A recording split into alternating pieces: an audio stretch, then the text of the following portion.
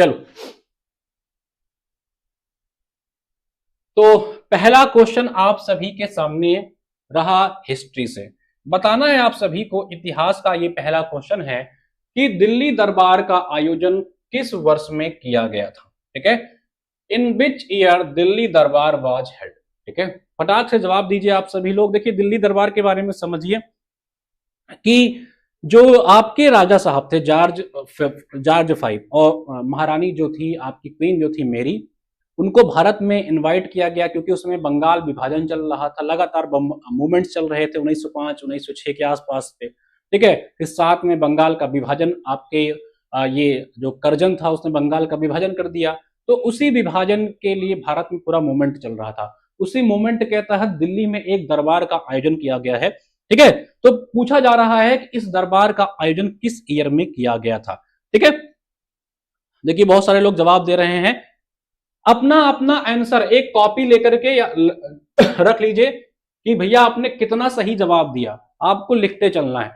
ठीक है, तो मैंने बताया कि ये जो दरबार का सेशन था क्यों हुआ था, बंगाल मूवमेंट जो चल रहा था, दिल्ली राजधानी ट्रांसफर करने की बात कही जा रही थी।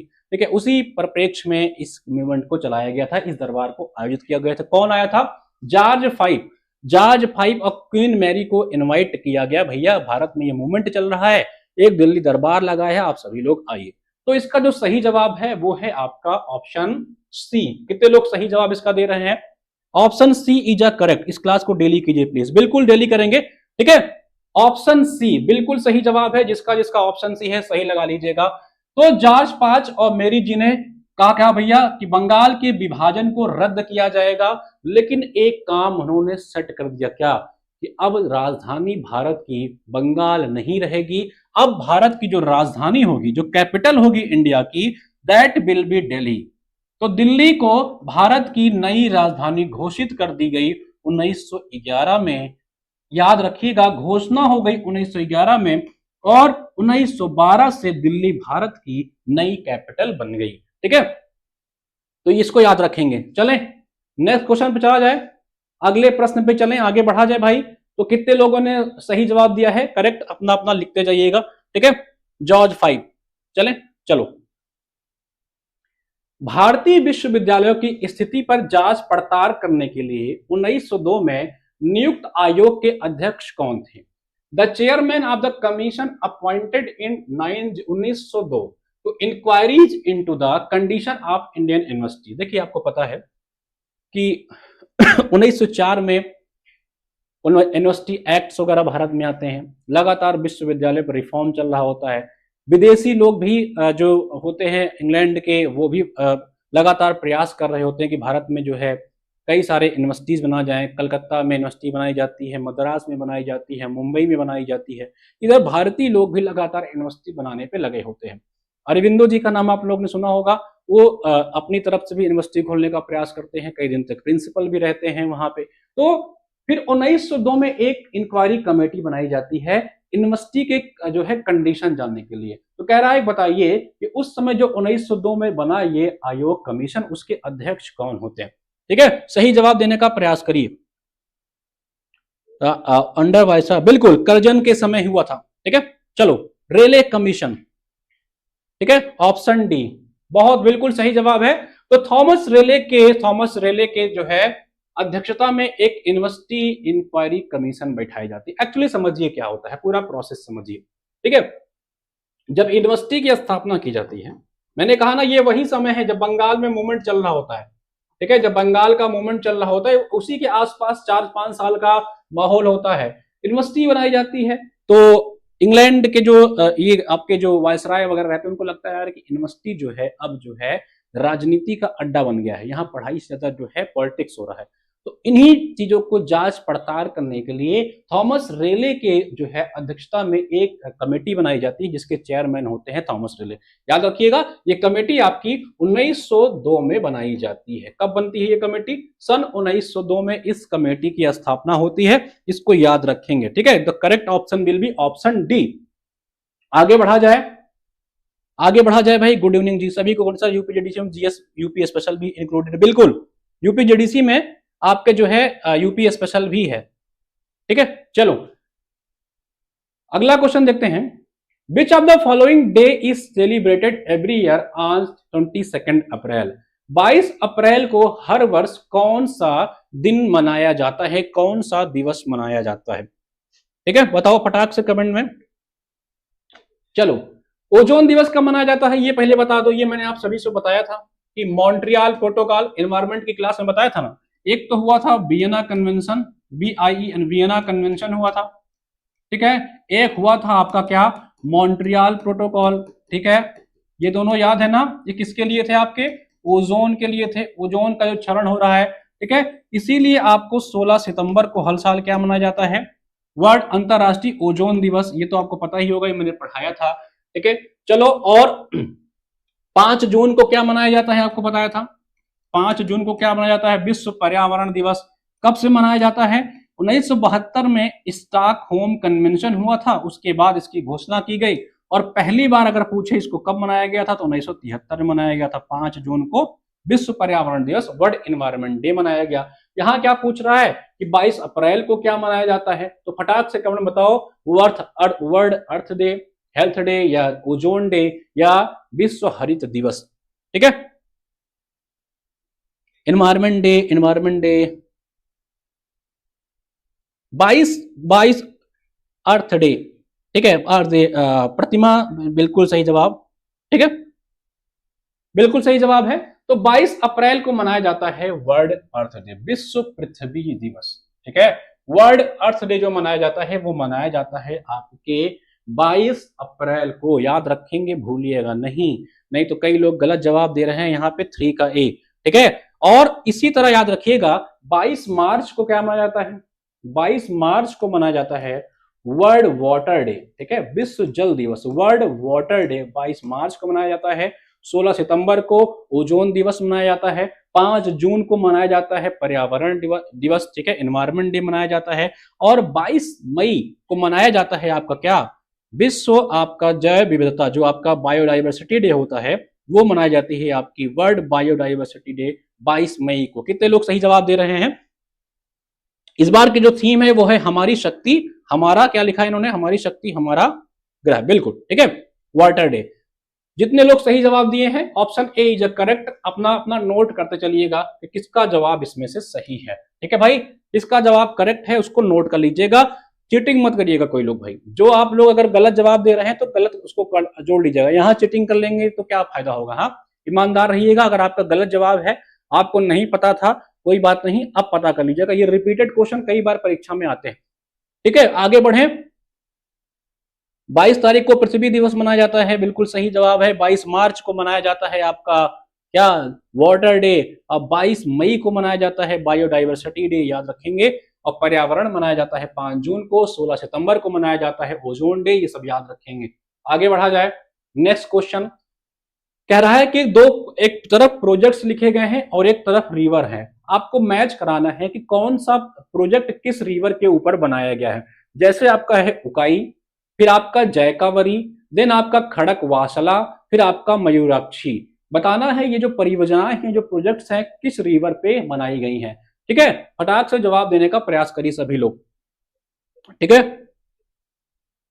फटाक से जवाब देने का प्रयास करिए। और चौथे का क्या सही होगा, 22 मई बायोडाइवर्सिटी, 22 मार्च वाटर, ठीक है, याद करते जाइएगा।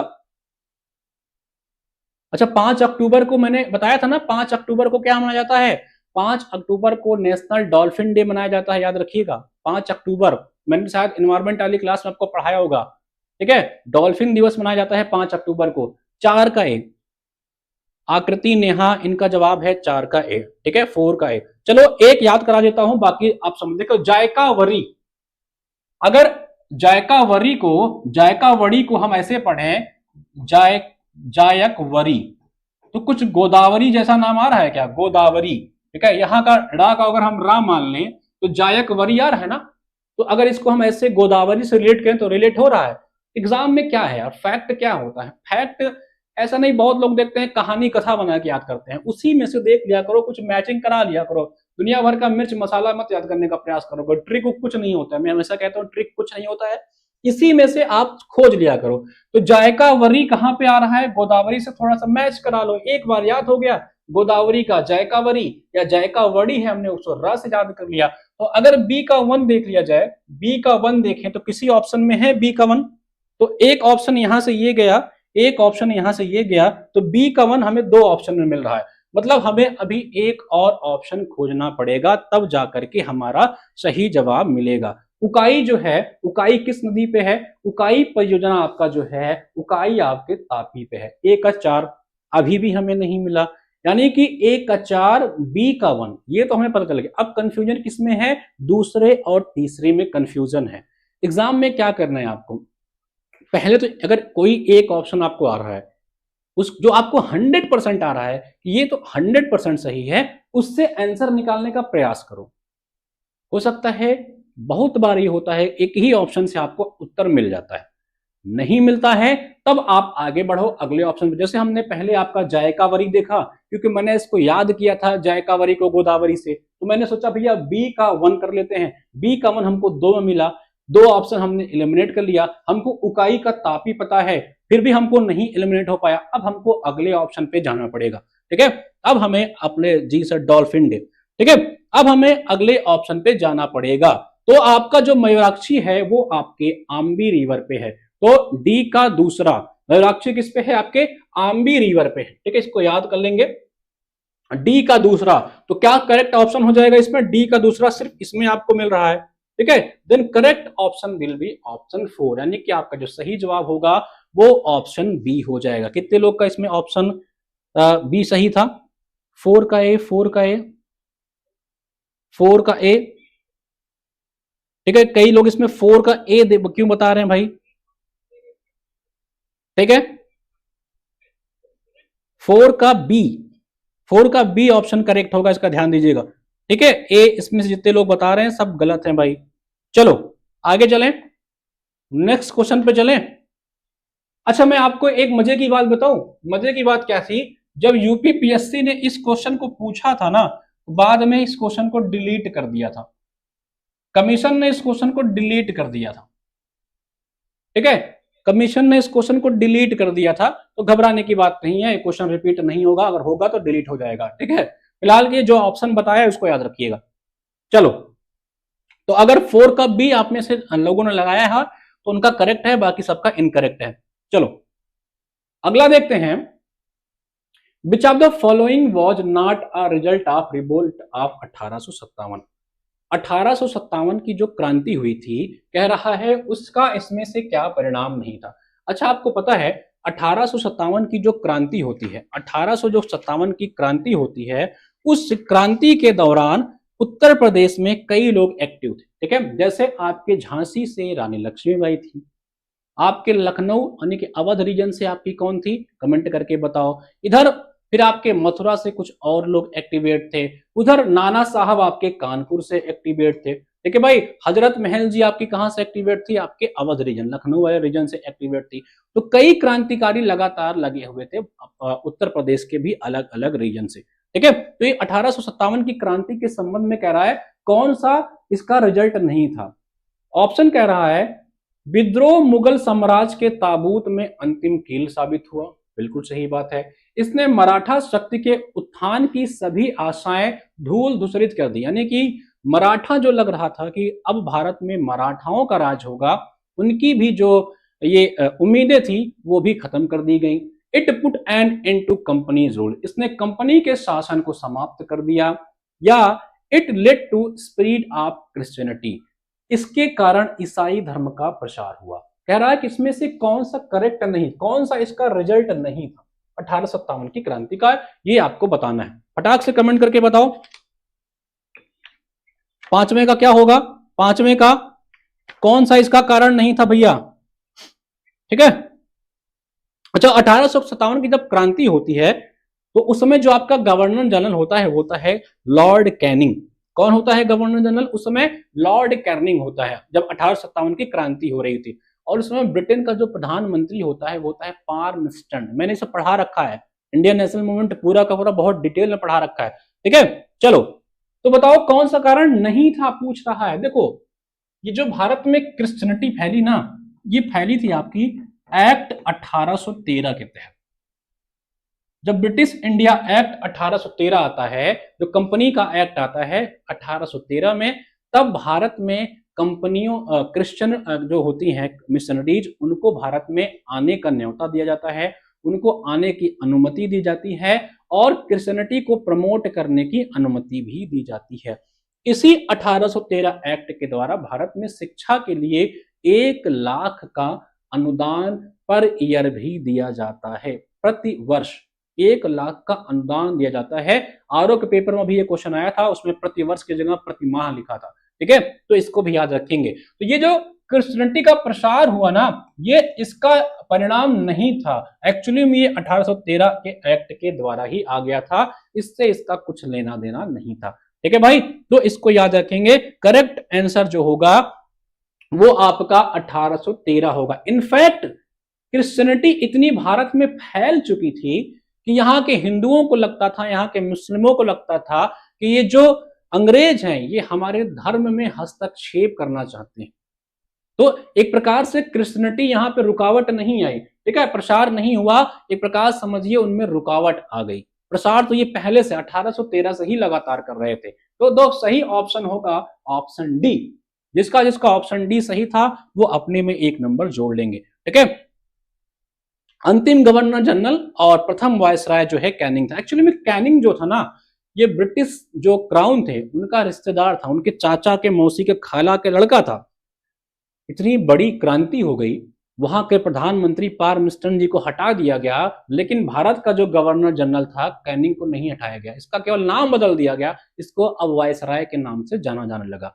ठीक है, और क्या हुआ, अब कंपनी के हाथों से शासन निकल करके ब्रिटिश क्राउन के हाथ में शासन चला गया था। ठीक है भाई, चलो तो करेक्ट ऑप्शन था ऑप्शन डी। नेक्स्ट क्वेश्चन चलते हैं। भारतीय कांग्रेस कहां पर उदारवादियों और उग्रवादियों 2 भागों में विभाजित हो गई? Where did the Indian National Congress split into moderates and extremist? बताओ कब हुआ था विभाजन, कहां पे विभाजन हुआ था? छठवां बताओ सभी लोग, कब हुआ था विभाजन? ठीक है, बेटर वाइब्स फटाक से बताओ, छठा कब हुआ था विभाजन? फटाक से बताओ, छठे का है, बिल्कुल सही बात। ठीक है, अच्छा आपको पता होना चाहिए कि ये विभाजन होता है सूरत विभाजन, सूरत स्प्लिट। ठीक है, सूरत में इसका विभाजन होता है 1907 में। फिर इनका मिलन होता है कहां पे? इनका मिलन होता है आपके लखनऊ में। कहां पे होता है? लखनऊ में। ठीक है, 1916 में जो लखनऊ में बैठक आयोजित किया जाता है, उसी बैठक में जो है अंबिका चरण मजूमदार जी जो थे उनके अध्यक्षता में बैठक होती है, और लखनऊ में एक बार जो स्प्लिट हो गई थी इनमें, इनका दोबारा से गठबंधन हो जाता है। और इस गठबंधन में कहा जाता है तिलक और एनी बेसेंट ने बहुत अहम रोल प्ले किया था। कौन कौन? जो मिलन हो जाता है इनका लखनऊ सेशन में, तिलक और एनी बेसेंट ने बहुत अहम रोल प्ले किया था। फिर 1916 में एनी बेसेंट जी को पहला जो है महिला कांग्रेस अध्यक्ष भी बनाया जाता है। वो इसी का रिवार्ड था, क्योंकि लखनऊ सेशन में उन्होंने बेहद अहम रोल प्ले किया था। ठीक है, यही सेशन में राजकुमार शुक्ला जी महात्मा गांधी जी से कहते हैं कि गांधी जी कभी चंपारण घूम आइए, चंपारण में काफी समस्याएं चल रही है। तो यहीं पे शुक्ला जी गांधी जी को चंपारण के लिए भी इनवाइट करते हैं। उसी समय से एक नारा बन गया कि मुस्कुराइए आप लखनऊ में हैं। ठीक है, क्योंकि यहाँ पे जो उदारवादी उग्रवादियों के बीच में नफरत फैल गई थी, एक दूसरे के प्रति गुस्सा हो गया था, अब वो प्यार में बदल गया था, सब एक दूसरे से मिल रहे थे, हंस रहे थे, मुस्कुरा रहे थे। वहीं से एक टाइटल आया कि मुस्कुराइए आप लखनऊ में हैं। ठीक है भाई, चलो तो याद हो गया ना, जिसका जिसका ऑप्शन ए सही था 1 नंबर ऐड कर लेना। निम्नलिखित में से किसने इंग्लैंड में इंडियन होम रूल सोसाइटी की स्थापना की थी? बताओ, इंग्लैंड में किसने इंडियन होम रूल सोसाइटी की स्थापना की थी? ठीक है भाई, फटाक से जवाब देने का प्रयास करिए। चंपारण राजगोपाल शुक्ला।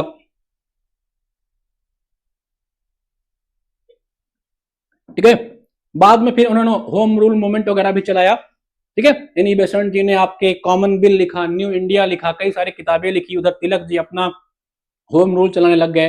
ठीक है, चलो बहुत कुछ फैक्ट मैंने पढ़ा रखा है, बड़ा डिटेल में पढ़ा रखा है, पढ़ाने में कमी नहीं करी गई है। इंडियन नेशनल मूवमेंट वाली क्लास देखना जो जिन्होंने नहीं देख रखी है। चलो आगे बढ़ाओ, बताओ इसका जवाब बताओ किसने इंग्लैंड में इंडियन होम रूल सोसाइटी की स्थापना की है? Option C. ठीक है, मैंने आपसे क्या बताया कि एनी बेसेंट क्या थी? अच्छा, इन्होंने कई किताबें लिखी है। इन्होंने एक किताब लिखी है न्यू इंडिया कॉमन बिल, ठीक है, और होम रूल मूवमेंट से तो यह जुड़ी रही 1916 के आसपास, ठीक है, और पहली महिला फर्स्ट वुमेन अध्यक्ष भी बनती हैं। कौन? ये कांग्रेस की एनी बेसेंट जी 1917 में, ठीक है। वो अधिवेशन कहाँ हुआ था जिसमें ये अध्यक्षता की थी? ठीक है, फिर तिलक साहब, मैंने, अच्छा, तिलक साहब के बारे में एक बात समझिए, फैक्ट क्या है, ये कभी कांग्रेस के अध्यक्ष नहीं बन पाए। पूछता है इनमें से कौन कभी कांग्रेस का अध्यक्ष नहीं बना, तो यही तिलक साहब थे, ये कभी कांग्रेस के अध्यक्ष नहीं बने, ठीक है। लाला हरदयाल, और अगला ऑप्शन है श्यामजी कृष्ण वर्मा। तो बताइए, इंडियन होम रूल सोसाइटी जो बनती है कहां पे बनती है? एक तो याद रखिएगा, ये इंग्लैंड में बनती है, और ये बनती है आपकी सन 1905 में। किस ईयर में बनती है? 1905 में इंडियन होम रूल सोसाइटी बनती है। एक्चुअली में ये वहां के लोगों को प्रभावित करने के लिए बनाई जाती है कि भारत में लोगों की क्या दशा है उसको समझाने के लिए, क्योंकि इसी समय बंगाल का जो मूवमेंट चल रहा था, उसी मूवमेंट से ओतप्रोत होकर के इस सोसाइटी की स्थापना की जाती है। किसके द्वारा? श्यामजी कृष्णा वर्मा द्वारा। श्यामजी कृष्ण वर्मा द्वारा इंडियन होम रूल सोसाइटी बनती है लंदन में सन 1905 में। इसको याद रखेंगे, ठीक है। उद्देश्य क्या था इसका? इंडिया में स्वशासन लाना, क्योंकि लगातार बंगाल मूवमेंट चल रहा था, स्वशासन की बात चल रही थी, भैया सेल्फ गवर्नमेंट हमको चाहिए, तो उसी के लिए ये लंदन में काम कर रहे थे। नाम क्या था? श्यामजी कृष्ण वर्मा, ठीक है, याद रखेंगे। इन्होंने बनाया था इंडियन होम रूल सोसाइटी 1905 में। Correct answer is answer D, ठीक है। जिसका डी सही था वो 1 नंबर उनको मिलते हैं, बाकी जिनका नहीं सही था भैया वो 1 नंबर माइनस कर लेना।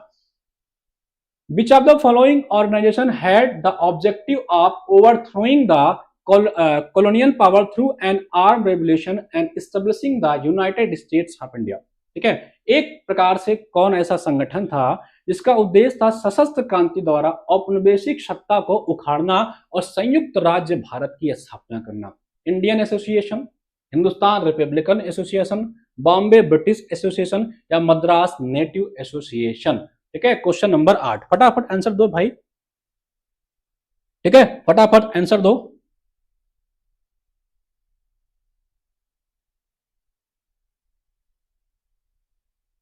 देखो, आपको पता है कि नॉन कॉपरेशन मूवमेंट भारत में जब चलाया गया 1920 के आसपास, नॉन कॉपरेशन मूवमेंट चला, और अचानक से उस मूवमेंट को जो है फिर वापस ले लिया गया। तो जो क्रांतिकारी लोग इस पे इन्वॉल्व थे, जैसे मान के चलो कि आपने कहा कि ऐसा करो, लोहा गर्म रखो या बंदूक वंदूक बना लो, बढ़िया मारपीट होगी पाकिस्तान से, ठीक है। अब तुम लोग क्या किए? कट्टा वट्टा अवसर ओझा अवसर से मांग मांग के रख लिए। फिर कुछ दिन बाद मोदी जी ने कहा ऐसा यार युद्ध उद्ध नहीं होगा, कट्टा वट्टा रहने दो, तुम लोग शांति से रहेंगे। तो वही बेचारे उन क्रांतिकारियों के साथ हुआ, वो बढ़िया लड़ाई के मूड में आ गए। फिर गांधी जी ने कहा ऐसा है यार कि तुम लोग ने मैटर कर दिया है, अब हम लोग जो है नॉन कॉपरेशन मूवमेंट एंड कर रहे हैं।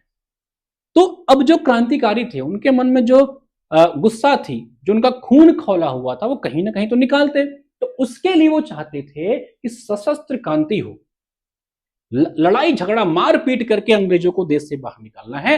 वो कौन सी संस्था थी जिसने इस जो है सिस्टम पे काम किया? ठीक है भाई, तो सही जवाब आप में से कई लोग देख रहे हैं, आप में से कई लोग सही जवाब दे रहे हैं 8 का बी, ठीक है, बिल्कुल सही जवाब है। तो हिंदुस्तान रिपब्लिकन एसोसिएशन, जिसे हम लोग कहते हैं HRA, ठीक है, इसने जो है सशस्त्र क्रांति की बात करी, 1924 में इसकी स्थापना की जाती है, ठीक है। 1924 में अपनी स्थापना के साथ जिसमें सचिन सन्याल, आपके राम प्रसाद बिस्मिल, फिर बाद में इसको सोशलिस्ट में भी कन्वर्ट कर दिया जाता है, चंद्रशेखर आजाद वगैरह भी इससे जुड़ जाते हैं।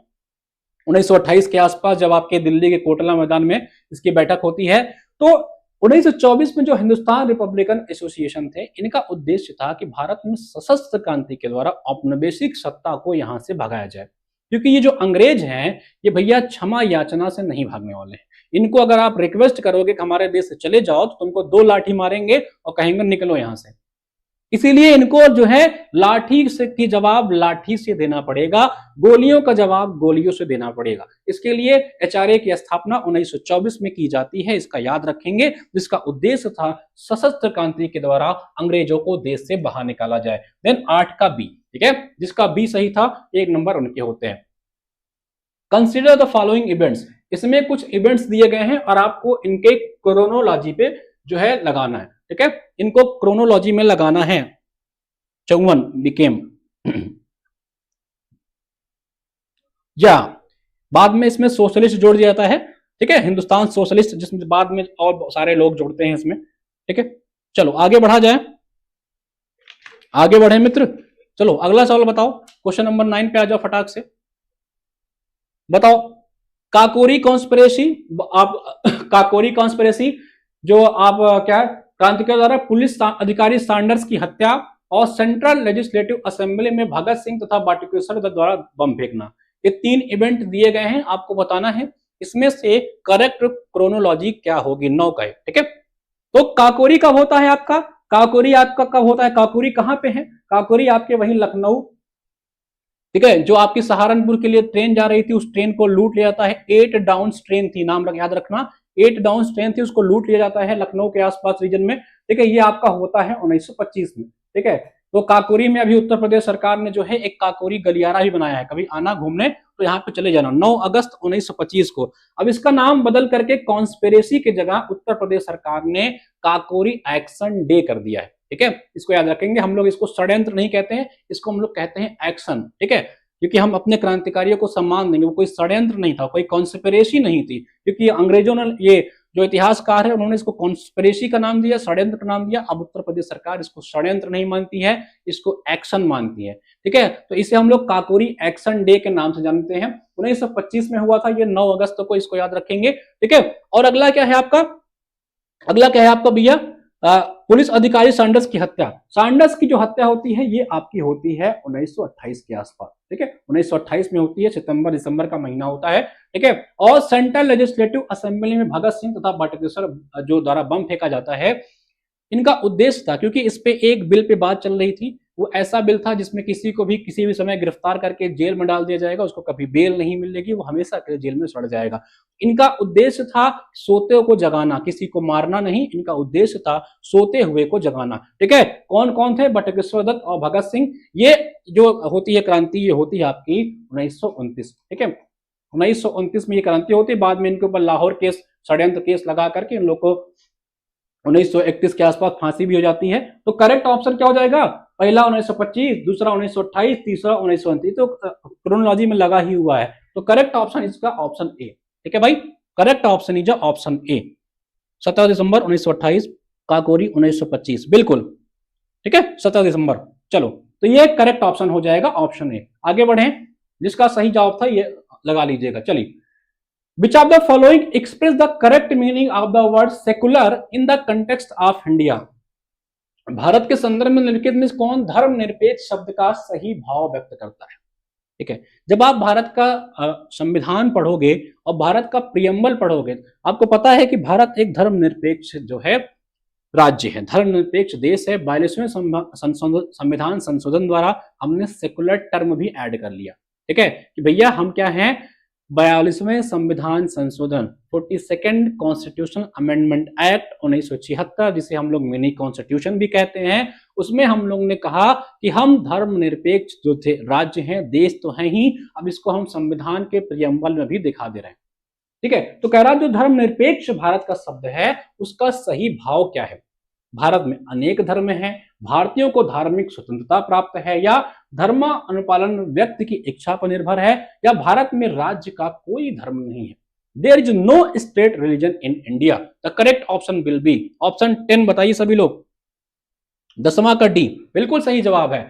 तो अंबेडकर साहब जब आपको पता है कि भारतीय संविधान की जो ड्राफ्टिंग कमेटी होती है, किसकी कमेटी होती है, ड्राफ्टिंग कमेटी जो होती है, इसमें कुल 7 मेंबर्स होते हैं, कुल 7 मेंबर्स होते हैं, जिसके जो चेयरमैन होते हैं वो होते हैं आपके भीमराव अंबेडकर साहब।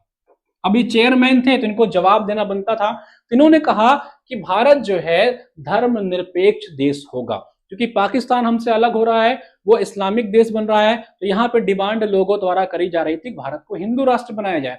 उन्होंने कहा नहीं, हम धर्मनिरपेक्ष जो है कंट्री बनने जा रहे हैं, और इसका ये अभिप्राय होगा, इसका ये मतलब होगा कि there is no state religion in India, Bharat में राज्य का कोई धर्म नहीं होगा, ठीक है, यहाँ के व्यक्ति का कोई धर्म नहीं होगा, इस देश का कोई धर्म नहीं होगा, सबको अपने अपने धर्म की मानने की आजादी होगी, किसी के ऊपर कोई बाउंडेशन नहीं होने वाला है। The correct option will be option D. Preamble में बाद में इसको डाल भी दिया गया। इंदिरा गांधी सरकार ने कहा भैया जब हम धर्मनिरपेक्ष हैं ही तो क्यों ना हम इसको दिखाएं भी अपने संविधान में, तो इन्होंने 42वें संविधान संशोधन में इसको ऐड भी करवा लिया। ठीक है, चलो आगे बढ़ा जाए। 10वें का डी जिसका सही है। ठीक है सर, मेंस में जेल पेन का उपयोग कर सकते हैं क्या? बिल्कुल कर सकते हैं, 100% कर सकते हैं। इनफैक्ट जेल पेन करिए, अच्छा लिखा आता है। चलो, in which of the following case did the Supreme Court hold the view that preamble is a part of the constitution? ठीक है, अच्छा चलो, प्रियम्बल की बात आई तो एक बात समझो, भारतीय संविधान की जो प्रस्तावना है प्रियम्बल, ठीक है, ये हम लोग ने लिया हुआ है कहां से? आप लोग अपना आंसर बताते रहो। ठीक है, कौन क्या कह रहा है? निम्नलिखित में किस वाद में उच्चतम न्यायालय ने धारणा प्रस्तुत की उद्देश्य का संविधान का पार्ट है? ठीक है, तो प्रियम्बल की जो अब मैं बात करूं तो प्रियम्बल जो है भारतीय संविधान में यूएसए से इंस्पायर्ड है। ठीक है, अमेरिका के संविधान से हम लोग ने प्रियम्बल का इंस्पिरेशन लिया है। अच्छा, प्रियम्बल की जो लैंग्वेज है, इसकी जो भाषा है वो हमने ऑस्ट्रेलिया के कॉन्स्टिट्यूशन से लिया है। ठीक है, ये हमने इसके ऑस्ट्रेलिया के कॉन्स्टिट्यूशन से समझा है। तो कह रहा है कि जब क्योंकि प्रियम्बल नेहरू जी ने जो पढ़ा था संविधान में, बाद में उसको प्रियम्बल बना दिया गया, तो कई विवाद हुए जिसमें कहा गया प्रियम्बल पार्ट नहीं है, तो प्रियम्बल में संशोधन नहीं कर सकते हैं।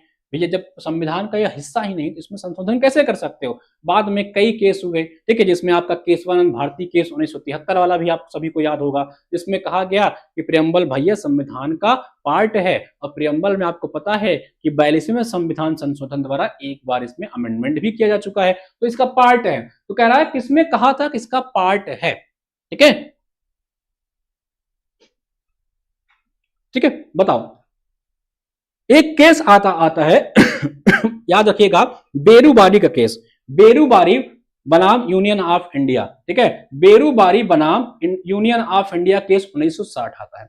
इस केस में तो सुप्रीम कोर्ट ने मना कर दिया, कहा भैया ये प्रियम्बल जो है पार्ट नहीं। फिर बाद में चैलेंज किया गया इसको, ऐसा नहीं है। तो बम्बई का केस आता है, Bombay versus union of India का केस होता है। ठीक है, बाद में फिर आपको पता है कि ये 1973 वाला जो केस होता है केरला के साथ केशवानंद भारती, इन दोनों केसेस में बम्बई और केरला वाले जो केस होता है उन दोनों में सुप्रीम कोर्ट कहता है कि ये पार्ट है। ये पूछ रहा है किसमें कह रहा पार्ट है, तो जो correct option will be option C. ठीक है, तो ऑप्शन सी पार्ट होगा। बम्बई वाले केस में इन्होंने कहा पार्ट है, बेरूबारी वाले में इन्होंने कहा कि नहीं भैया पार्ट नहीं है, केशवानंद में दोबारा कहा ये पार्ट है, LIC versus Union of India case उसमें भी कहा ये पार्ट है। ठीक है, Maneka Gandhi versus India case में भी कहा ये पार्ट है। केवल एक ऐसा केस था बेरूबारी का जिसमें संविधान या सुप्रीम कोर्ट ने मना कर दिया था। ठीक है, चलो तो इसको याद रखेंगे। प्रियम्बल की बात करा तो प्रियम्बल में एक बार संशोधन किया जा चुका है, संशोधन हो सकता है। ठीक है, यूएस से हमने प्रियम्बल जो है इसका लिया हुआ है, और अगर प्रियम्बल की भाषा की बात करें तो हमने ऑस्ट्रेलिया से ग्रहण किया हुआ है। तो correct option will be option C. चलो नेक्स्ट पे चलते हैं हम लोग। Which of these is not a fundamental right? इसमें से कौन फंडामेंटल राइट नहीं है? ठीक है, फंडामेंटल राइट इसमें से कौन सा नहीं? फंडामेंटल राइट आपको पता है संविधान के भाग 3 में इसकी चर्चा है, पार्ट 3 में इसकी चर्चा है। आर्टिकल 12 से लेकर के 35 तक हम लोग फंडामेंटल राइट्स की बात करते हैं।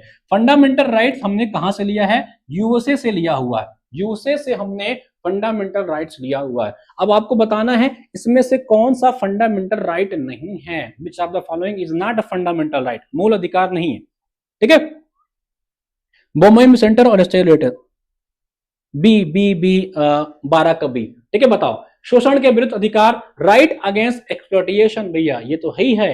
आर्टिकल 17 में जब आप देखोगे उसमें कहा था भैया अनटचेबिलिटी की बात कही जाती है। ठीक है, और equal pay for equal work, equality before law, ये तो आर्टिकल 14 में इसकी लगातार चर्चा ही। राइट टू रिलीजियस फ्रीडम, आपको पता है 25 से लेकर इधर 28, 29, 30 तक लगातार माइनॉरिटी के रिलीजियस फ्रीडम के चर्चाएं की गई हैं। तो कह रहा है कि कौन सा नहीं है? याद रखिएगा, equal pay for equal work, समान कार्य के लिए समान वेतन, ये आर्टिकल 39D में चर्चा है और ये आर्टिकल आपके डीपीएसपी में आता है, डायरेक्टिव प्रिंसिपल में चर्चा है इसकी बी की। This is not a fundamental right, ये आपके नीति निर्देशक सिद्धांतों में आता है। ठीक है, कौन वाला 12 का बी जो है कि इसमें कहता है डीपीएसपी, डीपीएसपी किस में आता है भैया, ये आपके पार्ट 4 में आता है। ये कहता है कि एक व्यक्ति चाहे महिला हो चाहे पुरुष हो, समान कार्य के लिए समान वेतन उसको दिया जाएगा। तो ये फंडामेंटल राइट नहीं है, ये आपके डायरेक्टिव प्रिंसिपल्स में आते हैं। और एक चीज याद रखिएगा, फंडामेंटल राइट्स जो है उसको आप, अगर आपका फंडामेंटल राइट्स का हनन हो रहा है तो आप कोर्ट में जा सकते हो। ठीक है, ये आपके लीगली बाइंड है।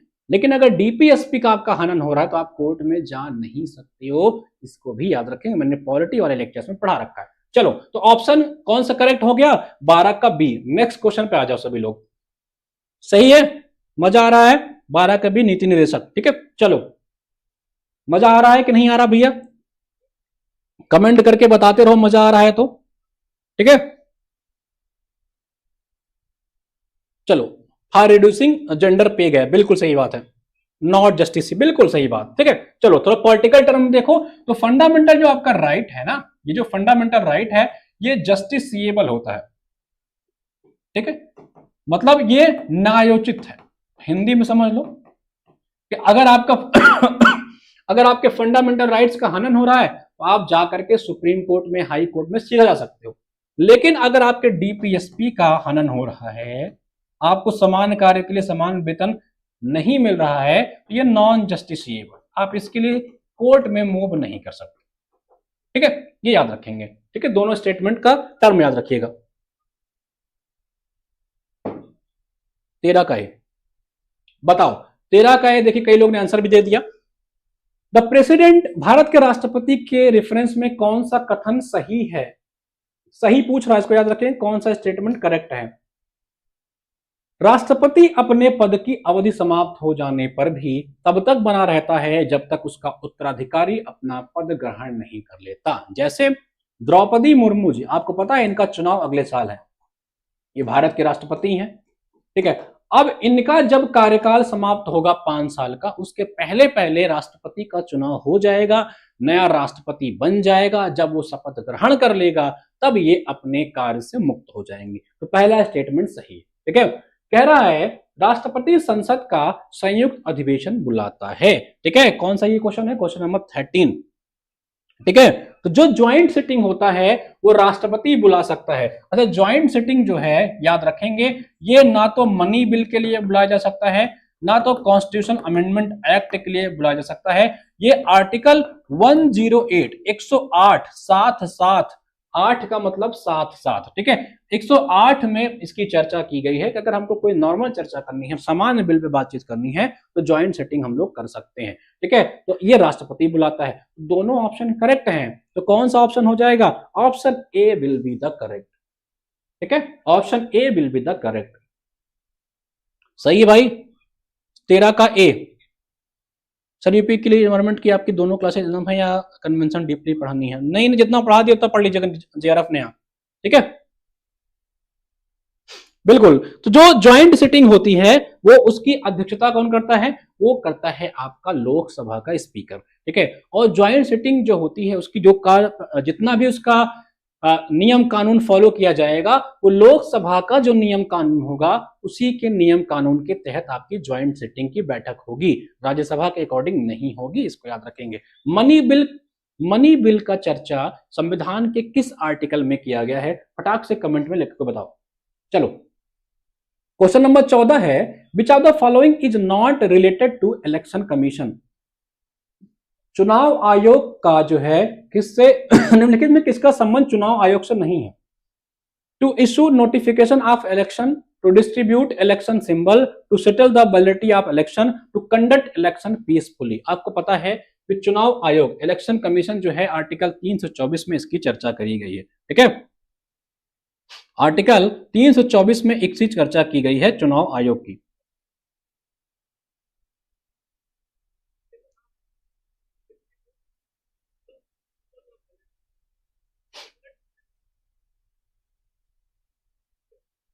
ठीक है, चलो फटाक से बताओ कौन सा इसमें गलत सही नहीं है। नॉट टू इलेक्शन कमीशन, ठीक है। क्या क्या लिख रहे हैं, 14 के, ठीक है। बहुत सही, बहुत सही, काफी लोग अच्छा जवाब दे रहे हैं। अच्छा जवाब, तैयारी आप लोग की मतलब ठीक ठाक है, ठीक है। इसी लेवल के प्रश्न आपके एग्जाम में आएंगे। एग्जाम में इधर उधर के प्रश्न नहीं आते, जितना यहाँ पढ़ाया जा रहा है उसको पढ़ के जाइए, प्रैक्टिस करके जाइए, रिवाइज करके जाइए, ठीक है। ऐसे ही प्रश्न आपके एग्जाम में बनेंगे, ठीक है भाई। तो इलेक्शन कमीशन किस में चर्चा है, पार्ट 15 में इसकी चर्चा की गई है, और आर्टिकल 324 से लेकर के 329 कौन है इस समय इलेक्शन कमिश्नर आपके, इलेक्शन कमिश्नर कौन है भारत के, कमेंट सेक्शन में बताओ।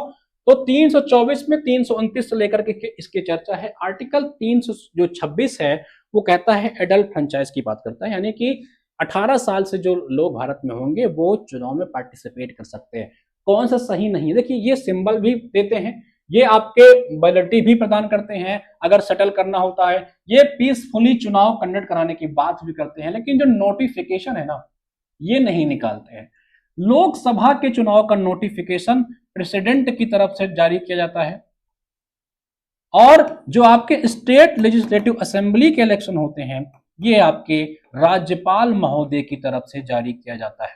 ये याद रखेंगे, ये काम इलेक्शन कमीशन का नहीं है। तो कौन सा सही नहीं होगा, ऑप्शन ए, ठीक है। Gyanesh Kumar ji, notification issue by president, बिल्कुल। भारत के जो इसमें आपके मुख्य चुनाव अधिकारी हैं उनका नाम है ज्ञानेश कुमार जी, ठीक है भाई। चलो आगे बढ़ा जाए, 14 का ए गलत है, इसको याद रखेंगे। 15 पे चलते हैं अब। निर्वाचन आयोग निम्नलिखित में से किसके अधीन कार्य करता है, इलेक्शन जो कमीशन होता है वो किसके अधीन काम करता है, Ministry of Home Affairs, Ministry of Law, Prime Minister Secretariat, या under, not under any of these.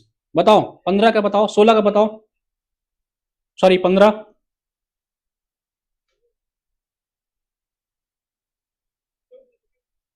ठीक है 15 का डी।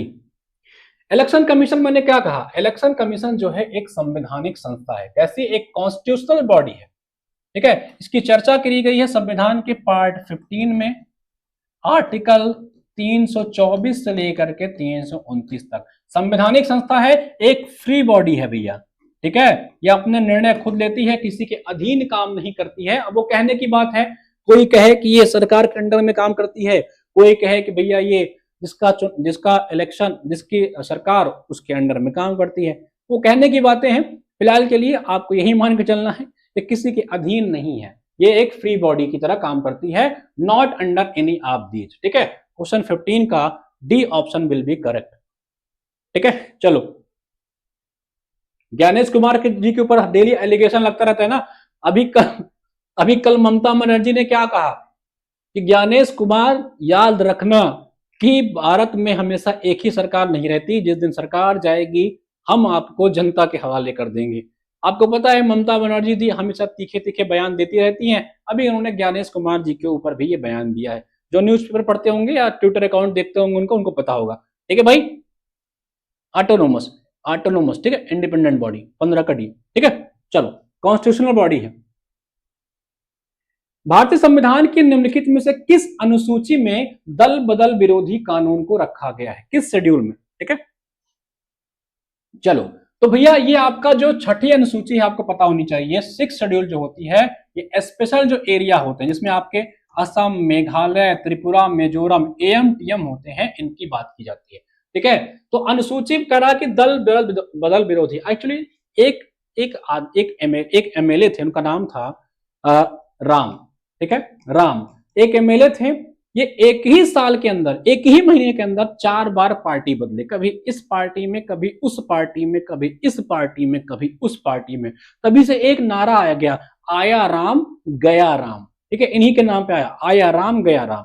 तो बाद में देखा गया अगर ऐसे होगा सिस्टम गड़बड़ा जाएगा, चुनाव पता लगा कोई और जीत रहा है, फिर जीत करके उस वाले पार्टी में भाग जा रहा है, उसके लिए कुछ ना कुछ नियम लाने पड़ेंगे। उसके लिए लाया गया एंटी डिफेक्शन लॉ, ठीक है, जिसे हम लोग क्या कहते हैं, आपका दल बदल विरोधी कानून। दल बदल विरोधी कानून लाया गया आपका बाद में, आया राम गया राम का जो ये सिस्टम था देख करके 1985 में आता है, ठीक है। 52वें संविधान संशोधन, 52nd कॉन्स्टिट्यूशन अमेंडमेंट एक्ट 1985 द्वारा ये लाया जाता है।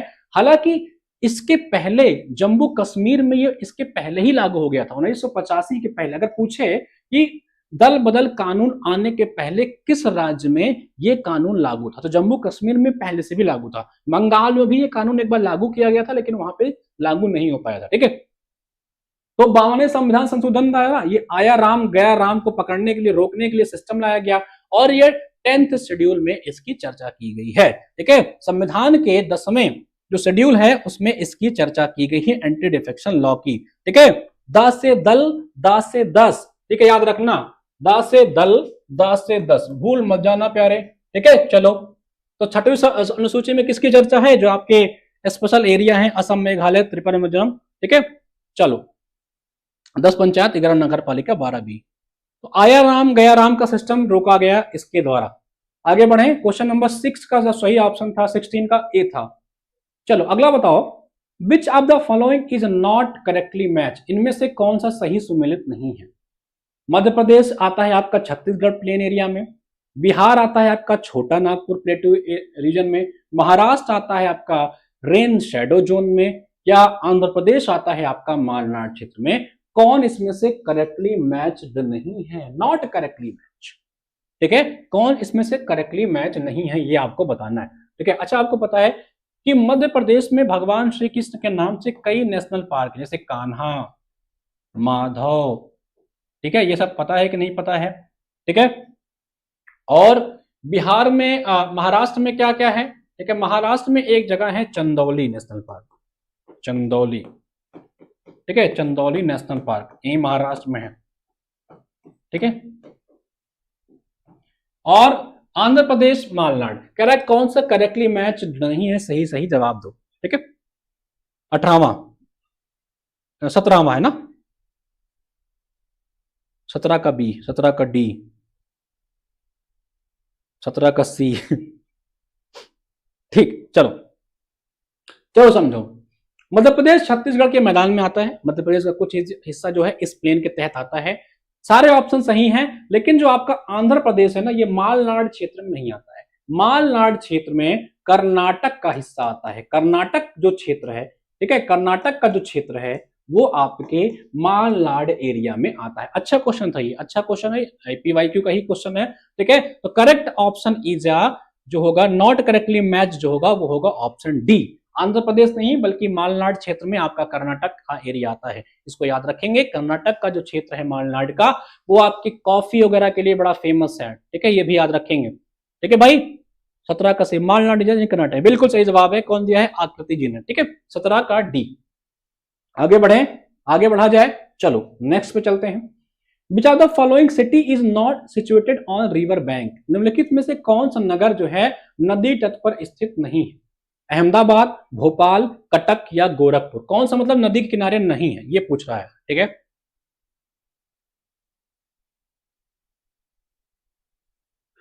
अहमदाबाद किस नदी के किनारे है। अहमदाबाद आपको पता है साबरमती नदी के किनारे है। 18 का जवाब दीजिएगा सभी लोग। ठीक है, अहमदाबाद जो है साबरमती के किनारे है। ठीक है, और कटक किसके किनारे है, कटक आपके महानदी के किनारे है। कटक किसके किनारे है, महानदी के किनारे। गोरखपुर किसके किनारे है भैया, गोरखपुर ये आपके राप्ती रिवर के किनारे है, याद रखेंगे, राप्ती। ठीक है, अच्छा, सुल्तानपुर किसके किनारे है, उत्तर प्रदेश का जो सुल्तानपुर क्षेत्र है, सुल्तानपुर जो है ये किस नदी के किनारे है, पटाख से बताओ। सुल्तानपुर के बाद लखनऊ किस नदी के किनारे है। ठीक है, तो कह रहा है कि कौन सा नदी तट पर नहीं है, तो अहमदाबाद साबरमती के किनारे है, कटक आपके महानदी किनारे है, गोरखपुर आपके राप्ती पे है, तो भैया भोपाल ही केवल बचा, ये आपके नदी तट पे नहीं बसा है। भोपाल में आपको पता है कि मेथिल आइसोसाइनाइट जो भोपाल ट्रेजेडी हुई थी, आपको पता है 1984 में 3 दिसंबर को मेथिल आइसोसाइनाइट के कारण हुई थी। ठीक है, इसको याद रखेंगे, भोपाल गैस त्रासदी जिसे आप लोग कहते हो। ठीक है भाई, चलो तो बताओ सभी लोग, इसमें से correct option will be option B, Bhopal किसी नदी किनारे नहीं है। ठीक है, इसको याद रखेंगे। 18 का बी, जिसका 18 का बी है, ठीक है, लखनऊ गोमती रिवर किनारे है, एल। ठीक है, ओके, चलो तो ऑप्शन 18 का क्या हो जाएगा, 18 का सी हो जाएगा। ठीक है, 3 दिसंबर 1984 भोपाल गैस ट्रेजेडी। मुंबई की जो मीठी नदी है, मीठी रिवर जो मुंबई की है, किस झील से निकलती है? जो आपकी मीठी रिवर मुंबई की है, पूछ रहा है किस झील से निकलती है। ठीक है, तुलसी झील, बिहार झील, पोवई झील या इनमें से कोई नहीं। 19वां बताओ, मीठी झील किस रिवर से निकलती है? मीठी रिवर फ्लोज इन मुंबई। ठीक है, फटाक से बताओ। 18वां, सुल्तानपुर गोमती नदी किनारे है, भोपाल गैस ट्रेजेडी 3 दिसंबर 1984 की। ठीक है, अर्जुन सिंह उस समय वहां के चीफ मिनिस्टर थे। बिल्कुल सही जवाब है। बताओ, चलो ये बताओ, मीठी रिवर जो फ्लो करती है कहां से निकलती है? मुंबई में कहां से निकलती है? ठीक है, 19 का सी। ठीक है, बिल्कुल कई लोग सही जवाब दे रहे हैं, 19 का सी। ठीक है, तो पोवई एक रिवर है, एक पोवई एक लेक है। ठीक है, ये पोवई याद कर लीजिएगा, एक लेक है। यहीं से आपकी जो मीठी नदी है, इसका नाम है मीठी रिवर, इसी पोवई लेक से निकलती है। पोवई झील है महाराष्ट्र में। ठीक है, मुंबई में इसी से निकलती है, 18 किलोमीटर इसकी लंबाई है। इसी लेक से जो है आपकी मीठी नदी निकलती है। The correct option will B 19 का सी, जिसका सी सही जवाब है। 1 मार्क्स उनके हो जाते हैं, बाकी लोग कोई बात नहीं, नेक्स्ट में ट्राई करो। ठीक है, चलो 20 पे आते हैं। वो पंचभद्रा झील किस राज्य में स्थित है? ठीक है, पंचभद्रा एक लेक है, बताना है किस राष्ट्र में स्थित है। ठीक है, बताओ सभी लोग। ठीक है, अच्छा आपको कल मैंने पढ़ाया था ना ज्योग्राफी, उसमें मैंने बताया था कि राजस्थान में कौन कौन सा लेक है। सांभर लेक राजस्थान में है, डिडवाना लेक राजस्थान में है, और कौन सा राजस्थान में था आपका? आपका लून लून करसर करके मैंने बताया था, वो भी राजस्थान में है। ठीक है, याद है? बताया था नहीं बताया था? सभी लोग याद है? ठीक है, महाराष्ट्र में कह रहा है पंचभद्रा झील किस राज्य में स्थित है? Question number 20। ठीक है, चलो पंचभद्रा कहां पे है? 20 का बी, 20 का सी। ठीक है, चलो तो भैया पंचभद्रा जो झील है आपके राजस्थान में, राजस्थान का एक जिला है बाड़मेर, यहाँ का एक जिला है बाड़मेर जिला। इसी बाड़मेर जिले में आपकी ये पंचभद्रा रिवर जो है निकलती है। पंचभद्रा जो झील है, ठीक है, इसी बाड़मेर जिले में निकलती है। राजस्थान में मैंने बताया था कई और झीलें हैं, जैसे आपकी डिडवाना, आपकी लूनर करसार करके मैंने बताया था। ठीक है, ये सब भी आपकी यहीं पर राजस्थान में ही है। डिडवाना भी आपके राजस्थान में है। ठीक है, इसके अलावा मैंने आपसे बताया था कि यहाँ पे सांभर लेक भी राजस्थान में भी है। ठीक है, ये सब बताया था ना। तो पंचझील भी आपके राजस्थान के बाड़मेर जिले में है। चलिए नेक्स्ट क्वेश्चन चलते हैं। अगला क्वेश्चन कितने लोग का सही जवाब था? 20 का, 20 का बी, 20 का। ठीक है, चलो निम्नलिखित में कौन सा एक सही सुमेलित नहीं है? Which of the following is not correctly match? इनमें से कौन एक सही सुमेलित नहीं है? आपको बताना है कौन इसमें से सही सुमेलित नहीं है मेरे भाई। ठीक है, करेक्टली नॉट मैच, नॉट बताना है।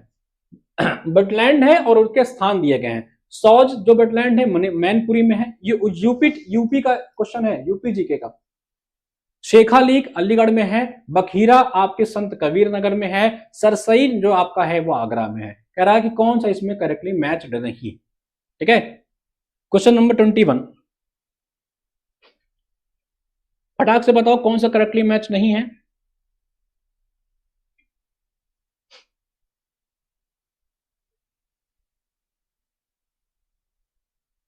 मेरा सब गलत हो रहा है। 21 का 22, 21 पे आ जाओ। 21 का डी, बिल्कुल सही बात है। ठीक है, सरसई ए आपके जो है आगरा में नहीं है। सरसई जो है आपके आगरा में नहीं है, सरसई आपके इटावा में है। कहां पे है ये आपका? इटावा में है। बाकी सब करेक्टली मैच है। सौल झील जो आपके ये मैनपुरी में है। ठीक है, शेखा झील आपके अलीगढ़ में है, जहां का ताला बड़ा फेमस है। बखीरा, ठीक है, ये संत कबीर नगर में है। जब कबीर दास जी की मृत्यु हुई थी ना, तो बखेड़ा खड़ा हो गया था। कैसा बखेड़ा? हिंदू कहते थे इनको जलाएंगे, मुस्लिम कहते थे इनको दफनाएंगे। तो बखीरा झील कहाँ पे है? संत कबीर नगर में है। सरसई झील आपके आगरा में नहीं है, ये आपके इटावा में है। अच्छा, आगरा में आपका एक दूसरा झील, उसका नाम है कीठम झील। कीठम झील याद रख लेंगे, या आपके आगरे में है कीठम झील। ठीक है, तो correct option will be option D. ठीक है, यह आपका सरसई जो है वो आपके इटावा में है, इटावा डिस्ट्रिक्ट में। अच्छा, इटावा में आपको पता है कि उत्तर प्रदेश ने एक लायन सफारी भी बनाया है। एक लायन सफारी भी इटावा डिस्ट्रिक्ट में बनाया गया है। अगर पूछे उत्तर प्रदेश में लायन सफारी कहां पे बनाया गया है, तो इटावा में है। इसको याद रखेंगे सभी लोग, कहां पे है? इटावा डिस्ट्रिक्ट में। चलो आगे बढ़े, ये यूपी जीके का क्वेश्चन था। निम्नलिखित खदानों में से किस एक से विशाखापट्टनम इस्पात संयंत्र लौह धातु प्राप्त करता है? From which one of the following mine does the Visakhapatnam steel plant get iron ओर?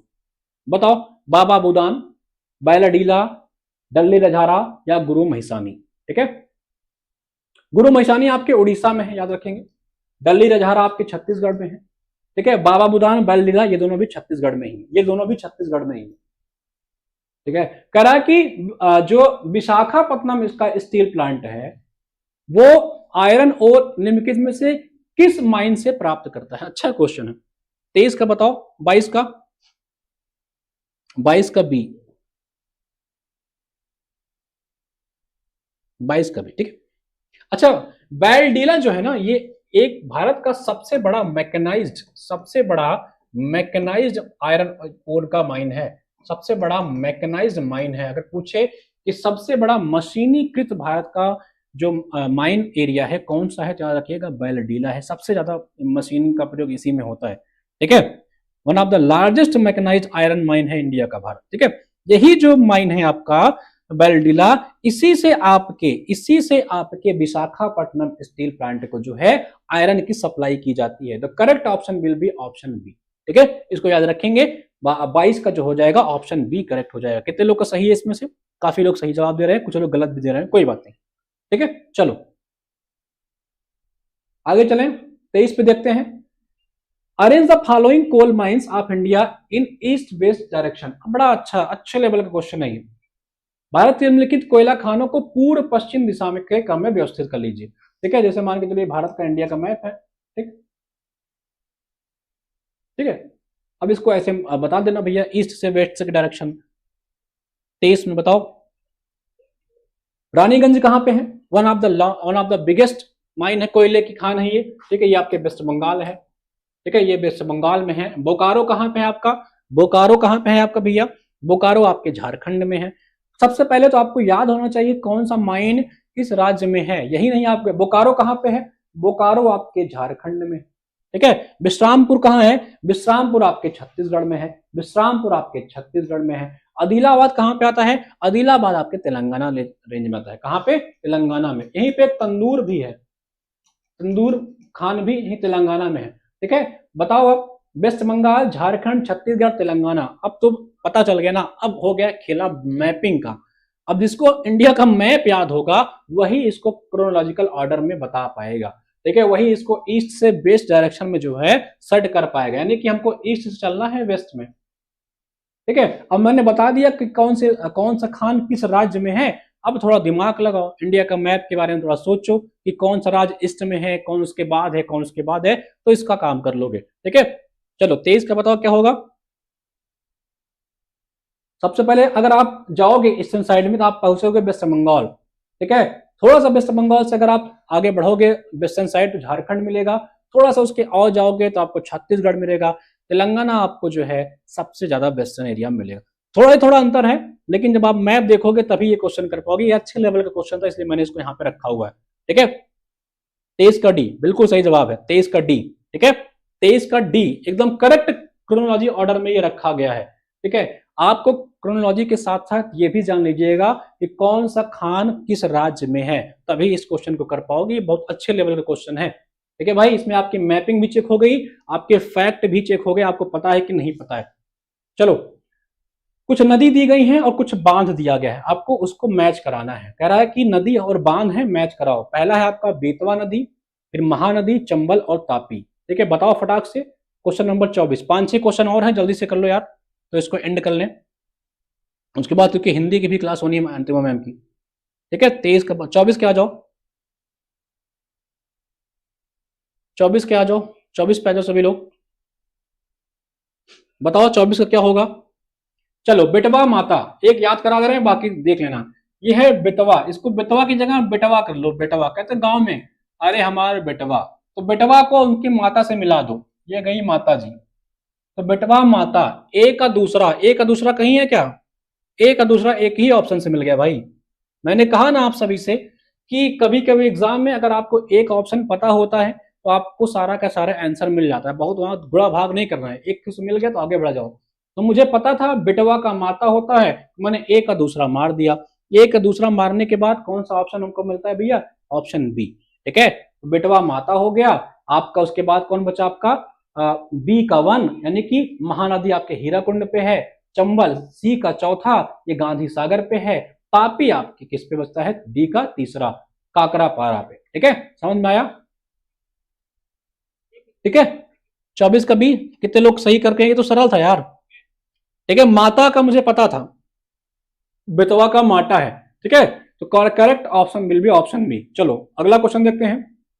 तारे का रंग जो होता है किसका सूचक है? The colour of a star is indicator. जैसे मान के चलो रात में जो तारे आपके ऐसे चमकते हैं, देखो ये देखो तारा जा रहा, ऐसे कभी कभी देखते हो कोई कोई तारा जब टूट के गिरता है ऐसे गिरता है, ऐसे देखो तारा आता है टूटते हुए जाता है, देखो जैसे ये लाइन आ रही है टूटते हुए, ऐसे तारा टूटते हुए जाता है। तो कह रहा है कि तारे का जो रंग होता है वो किसका सूचक है? सूर्य से उसकी दूरी का, उसके ल्यूमिनोसिटी का, या उसके डिस्टेंस का अर्थ से, या उसके टेम्परेचर का? बताओ क्वेश्चन नंबर 25, बताओ फटाक से। 25 का डी, बिल्कुल सही बात है। देखो स्टार में देखो कलर होता है, स्टार जो ब्लू कलर का होता है तो माना जाता है सबसे यंग है, और जब वो रेड कलर में बदल जाता है माना जाता है सबसे ओल्ड है। ठीक है, तारे का उम्र पता लगाना हो तो ऐसे याद कर सकते हो कि भैया ब्लू होगा तो माना जाता है सबसे हाईएस्ट, सबसे ज्यादा भैया यंग एज में है, तो सबसे ज्यादा टेम्परेचर जो होगा उसको यंग एज में होता है जब वो ब्लू कलर का दिखाई पड़े। जैसे जैसे उसका कलर घटता जाएगा फिर येलो होगा, दिन धीरे धीरे रेड में कन्वर्ट हो जाएगा। जान लो जब तारा रेड हो गया ना अब वो टूटने वाला है। ठीक है, सबसे लोएस्ट टेम्परेचर उसका उसी समय होगा जब आप लोग विश मानते हो ना, ऐसे तारे टूटते हुए आते हैं, आप लोग देखते होंगे जब ऐसे तारे टूटते हुए आते हैं। ठीक है, तो विश मानते हो ना, समझ लो बेचारे ओल्ड तारे हैं, वो बुढ़े हो चुके हैं, रेड कलर के हो चुके हैं, तो उनके टेम्परेचर का सूचक है, याद रखेंगे। चलो कुछ देश हैं उनके कैपिटल हैं, आपको बताना है, मैच कराना है। 26 बताओ, कुछ कंट्री हैं और उनके कैपिटल हैं, मैच कराओ। 26 क्वेश्चन आ जाओ, चलो फटाक से मैच कराओ। किसी एक आग का याद हो तो बताओ। इंडोनेशिया का कैपिटल याद है? 26 में आ जाओ आप, चलो 26 में आ जाओ, 26 में आ जाओ, 26 में।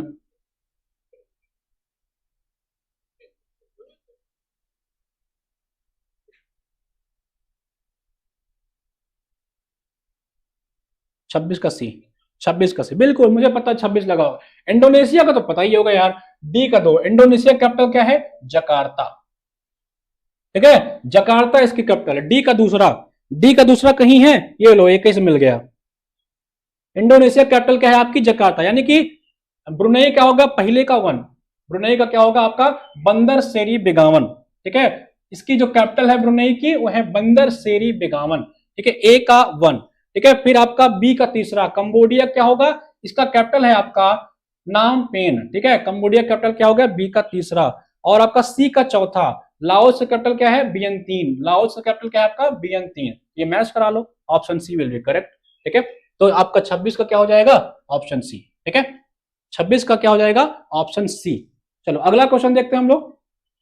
विच of the following is called sea of mountain? निम्नलिखित में किसे पर्वतों का सागर कहा जाता है? जापान को, ब्रिटिश कोलंबिया को, दक्षिण अफ्रीका के पश्चिमी तट को, या दक्षिण पूर्व एशिया को? सी ऑफ माउंटेन। ठीक है, बताओ फटाक से। अच्छा, जापान को क्या कहते हैं पता है? जापान को कहते हैं उगते सूरज का देश। क्या कहते हैं?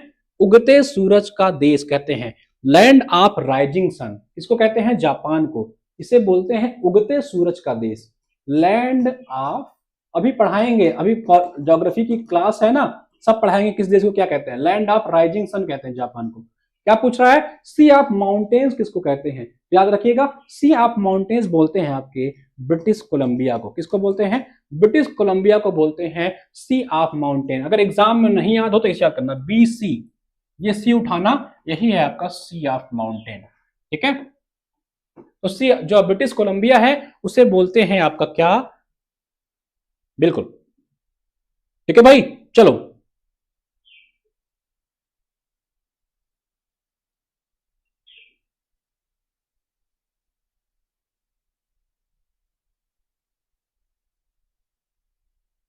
क्या हो जाएगा करेक्ट इसका?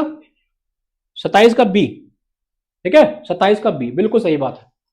28 चलते हैं, 28 देख लेते हैं। माउंटेन बताना है, उनके प्रकार बताना है। ठीक है, माउंटेन और उनके प्रकार बताना है। कह रहा है अल्प्स, वासडेस, विंध्या और फ्यूजियामा बताना है कि इनके किस प्रकार के माउंटेन हैं। कम से कम जापान उपान की बात आया करे तो वोल्कानो मार दिया करो, बिना सोचे मार दिया करो। फुजियामा जापान में है। अच्छा, फुजियामा में पता है, फुजियामा में एक एटॉमिक रिसर्च सेंटर भी था, कई सालों से बंद था, 2011 के बाद से बंद था, 2015 से बंद था, अभी इसको दोबारा शुरू किया गया है। तो फुजियामा जापान में है। अब जापान आपको पता है वोल्कानिक सिस्टम चलते रहते हैं, तो कम से कम डी का दूसरा तो पता ही होना चाहिए। डी का दूसरा कहां पे है? डी का दूसरा एक ऑप्शन ये है, एक यानी ये वाला ऑप्शन हटाओ, ये वाला ऑप्शन हटाओ। अब आपका बी और डी में आपको सही आंसर ढूंढना है। बी और डी में आपको सही आंसर ढूंढना है। बताओ, चलो कम से कम विंध्या का बता दो। विंध्या जो माउंटेन है आपका किस में आता है? आपका ये अवशिष्ट में आता है, बिल्कुल सही बात है। ठीक है, जो आपका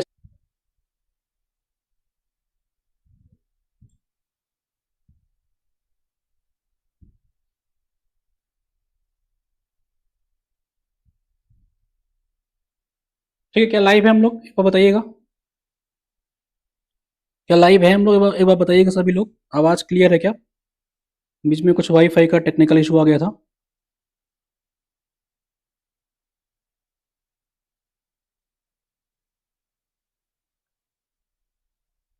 ठीक है, लाइव है हम लोग, चलो चलो कोई बात नहीं, ठीक ठीक, ओके ओके, सही है। उसको शायद वाईफाई में मैंने बताया था ना, दोपहर में भी ये समस्या आई थी एक बार।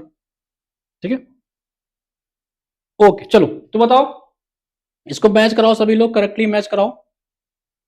कौन सा क्वेश्चन था? क्वेश्चन नंबर 28 था। 28 पे आ जाओ, बताओ। तो मैंने कहा कि आपका फ्यूजियामा किसमें? वोल्कानिक में चला गया, डी का दूसरा, डी का दूसरा हो गया। और विंध्या आपका हो गया रेसिड्यूअल में। ठीक है, विंध्या आपका हो गया सी का चौथा, डी का दूसरा, सी का चौथा, ये मिलाओ, डी का दूसरा, A B C D, D का दूसरा, सी का चौथा, डी का दूसरा। ठीक है, ये ऑप्शन आपका करेक्ट हो जाएगा। ठीक है, 3-1-4-2, ठीक है, 3-1-4-2, ठीक है, ये आपका करेक्ट हो जाएगा। तो अल्प्स जो है ये आपके यूरोप में है, ये किस में आता है? फोल्ड माउंटेन्स में आता है अल्प, जैसे आपका हिमालय आता है। ठीक है, आपका जो बोजेस है ये आपके फ्रांस में है, ये ब्लॉक माउंटेन्स में आते हैं। विंध्या आपके भारत के हैं, ये आपके रिलेक्ट माउंटेन या जिसे अवशिष्ट बोलते हैं आप, उसमें आते हैं।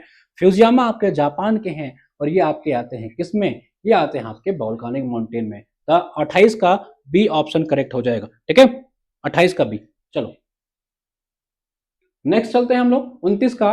कालाहारी डेजर्ट पूछ रहा है कहां पे लोकेटेड करता है, बड़ा इंपॉर्टेंट प्रश्न है, कई बार रिपीट किया है।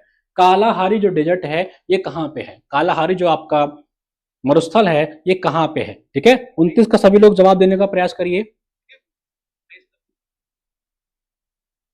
ठीक है, बोत्सवाना, नामीबिया, जायरे या जाम्बिया।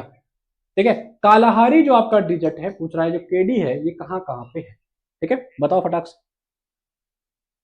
अच्छा, आपको पता है बोत्सवाना में अभी आपकी राष्ट्रपति द्रौपदी मुर्मू जी गई थी। ठीक है, बोत्सवाना आपके हीरे के लिए बहुत जाना जाता है, हीरे के लिए, यहाँ पे डायमंड्स खूब मिलते हैं।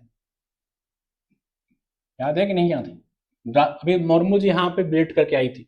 ठीक है, तो बताना है कहाँ पे है केडी आपका, केडी कहाँ कहाँ पे आता है। देखिए केडी आपका कहाँ कहाँ पे बताता है, एक प्रकार से सेमी एरिड सैंडी आपका जो रीजन है उसमें ये आता है। दक्षिण अफ्रीका, बोत्सवाना, नामीबिया, इन सारे देशों में है। कहाँ कहाँ से? ठीक है, ये आपके बोत्सवाना, नामीबिया और आपके साउथ अफ्रीका। ठीक है, इसमें पड़ता है ये। अगर नाम से याद कर लो BNSA से, तो ये आपके मेनली तो पड़ता है बोत्सवाना में, इसका 90% क्षेत्र बोत्सवाना में आता है, थोड़ा सा क्षेत्र नामीबिया में, और कुछ हिस्सा इसका साउथ अफ्रीका में भी आता है। ठीक है, तो करेक्ट ऑप्शन विल बी 1 और 2 दोनों होगा। तो किसमें है? Option C. ठीक है, ऑप्शन सी में आता है, इसको याद रख लेंगे। दक्षिण अफ्रीका के बोत्सवाना, नामीबिया, दक्षिण अफ्रीका में ये फैला हुआ है। ठीक है, लैंड ग्रोन डायमंड, बिल्कुल लैब ग्रोन डायमंड। 29 का बी, 29 का सी। ठीक है, 29 का सी विल बी करेक्ट। चलो लास्ट क्वेश्चन देखते हैं। The only active volcano in India, Bharat में एकमात्र सक्रिय ज्वालामुखी कौन सा है? भारत में एकमात्र सक्रिय ज्वालामुखी कौन है? बताओ। ठीक है, इटना कहाँ है? इटना आपके बताइए कहाँ पे है? ये आपके इटली में है। ठीक है, स्ट्रम्बोली ये भी आपके इटली में है। ठीक, ये भी आपके इटली में है, स्ट्रम्बोली भी। विसुवियस कहाँ पे है? विसुवियस आपके जापान में है। ठीक है। अब पूछ रहा है कि भारत का एकमात्र एक्टिव वोल्केनो कौन है, भारत का एकमात्र एक्टिव वोल्केनो कौन है, 30 का सी, बिल्कुल भारत का एकमात्र एक्टिव वोल्केनो है बैरन आइलैंड। लास्ट टाइम ये 2005 में एक्टिव हुआ था, ठीक है, तब से ये बेचारा एक्टिव नहीं है, कोई कंपटीशन का एग्जाम शायद इसने देना छोड़ दिया है, अब ये एक्टिव नहीं है, अभी शांत हो गया है, लेकिन भारत का इकलौता एकमात्र एक्टिव वोल्केनो है, ठीक है। ये आपके मिड अंडमान रीजन में है, ठीक है, मिड अंडमान जो क्षेत्र है वहां पे ये है आपका बैरन आइलैंड, ठीक है, पूर्वी क्षेत्र में ये अवेलेबल है। 28 मई 2005 को एक बार फटा था, तब से ये जो है शांति में चला गया है। तो correct option will be option C, ठीक है। तो बताइए इन 30 प्रश्नों में आप सभी के कितने प्रश्न सही हुए, 30 क्वेश्चन में आपके कुल कितने क्वेश्चन सही हुए, कितना आपने गलत किया, सभी लोग कमेंट करके सही सही जवाब देंगे, ठीक है भाई, सभी लोग जो है कमेंट करके जवाब देंगे।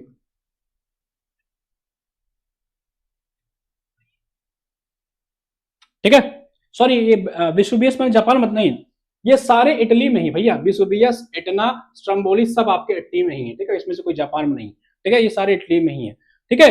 आपका जो बैरन है ये आपके इंडिया में एकमात्र एक्टिव वोल्केनो है, इसको याद रखेंगे, ठीक है। विसुबियस जो है ये नेपल्स एक द्वीप पड़ता है, नेपल्स में वहां पे आता है, ठीक है। तो कितने आपके 30 में सही हुए कमेंट करके बताइएगा, ठीक है। 26 करेक्ट, 20 करेक्ट, 4 रॉन्ग, 26 करेक्ट, ठीक है। सरंजल इन सब के, ठीक है। चलो, हाँ जी, विसुबियस आकृति, विसुबियस इटली में है, इटली का एक नेपल्स जो है आइलैंड है, उसी आइलैंड पे विसुबियस है, परेशान मत होइए, ठीक है, गलती से निकल गई, मेरे मुंह से निकल गई भैया, माफ करिए,